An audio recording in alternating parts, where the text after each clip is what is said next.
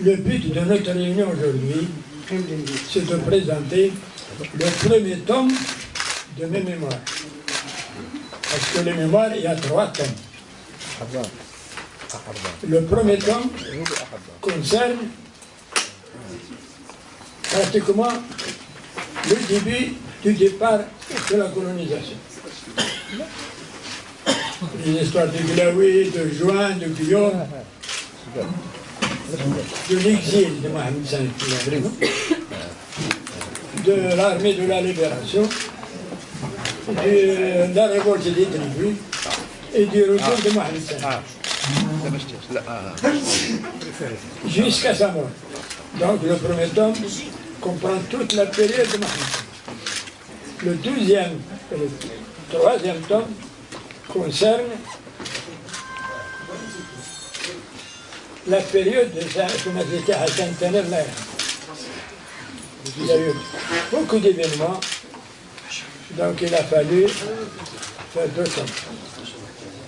Mais mes mémoires ne sont pas basées sur la mémoire, non. Il a comme base mon journal. Voilà. J'ai toujours noté avec précision tout ce qui m'est arrivé, tout ce que j'ai fait, tout ce que vous allez lire est vrai. ما فيه لا زواق ولا ريح.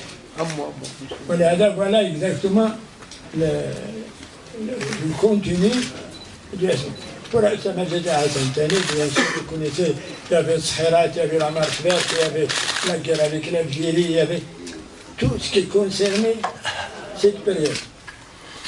Et c'était une période très riche en événements. Maintenant que Dieu nous donne assez de force de caractère pour pouvoir voir l'avenir avec précision et ne pas nous tromper. Ce qui est vrai,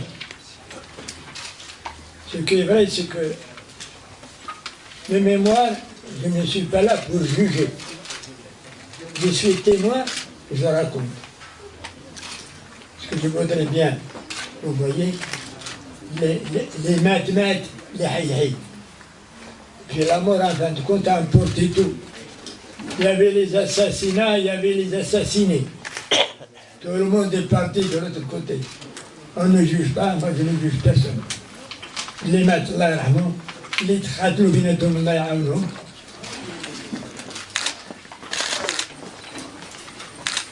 La chose la plus importante, à mon avis, c'est quelles sont les leçons qu'on a appris. Quelles sont les leçons que nous tirons de tous nos événements. C'est ça l'important. Nous avons perdu beaucoup de temps à nous chamailler au lieu de construire. Maintenant,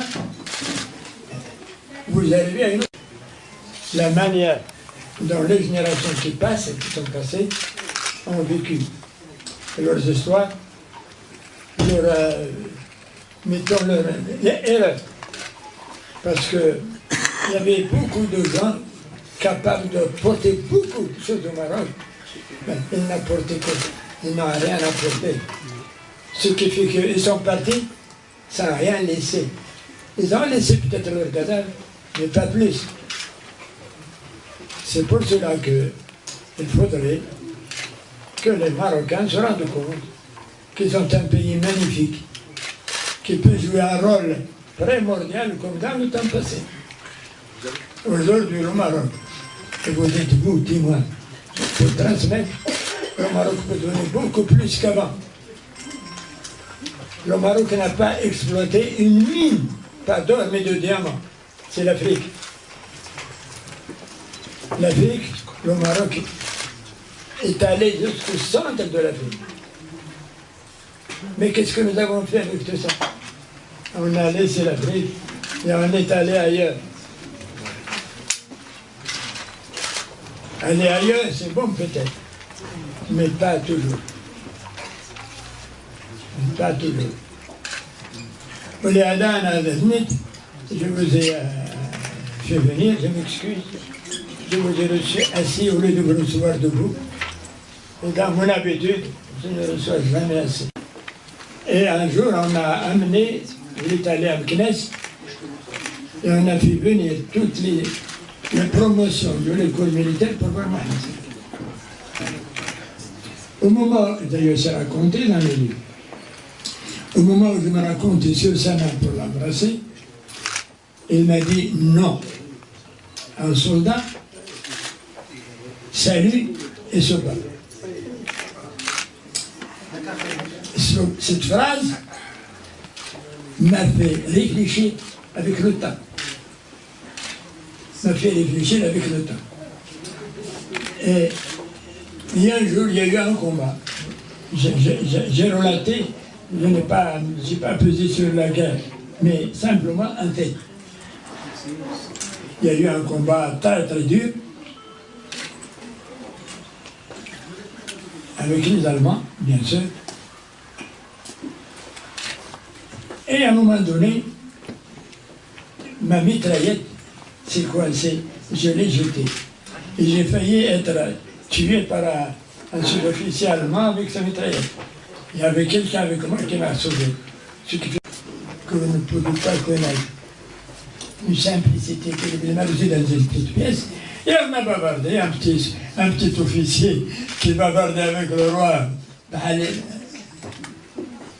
Et on a abordé le problème de l'indépendance, pourquoi on se bat pour les autres. Et c'est le seul phrase. Il faudrait beaucoup plus d'entente et plus d'une mitraillette pour pouvoir gagner la liberté. Ça, c'est un fait saillant, parce que ça m'a marqué.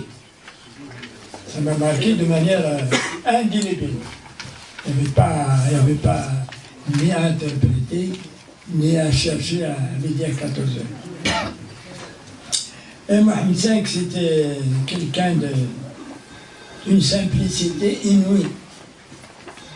Une simplicité inouïe. Et le hasard a voulu, pendant toute cette période, je l'ai approché beaucoup.